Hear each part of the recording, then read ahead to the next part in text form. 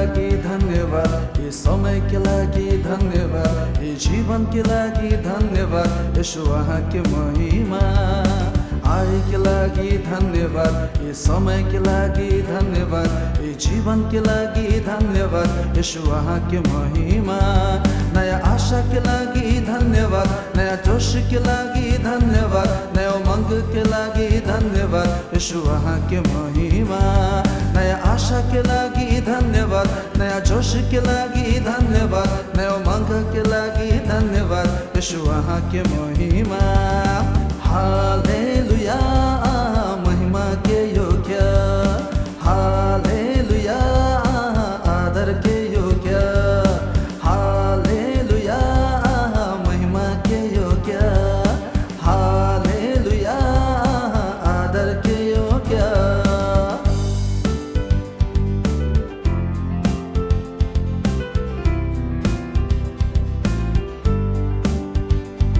हमार मंडली के लागि धन्यवाद, हमार परिवार के लागि धन्यवाद, हमार घर के लागि धन्यवाद। यसो उहाँको महिमा हमार मंडली के लागि धन्यवाद, हमार परिवार के लागि धन्यवाद, हमार घर के लागि धन्यवाद। यसो उहाँको महिमा ईमान के लागि धन्यवाद, सम्मान के लागि धन्यवाद, प्रतिष्ठा के लागि धन्यवाद। यसो उहाँको महिमा ईमान के लागि धन्यवाद, सम्मान के लागि धन्यवाद, प्रतिष्ठा के लागि धन्यवाद। यसो उहाँको महिमा हालेलुया महिमा के योग्य, हालेलुया आदर के योग्य, हालेलुया महिमा के योग्य, हालेलुया आदर के योग्य।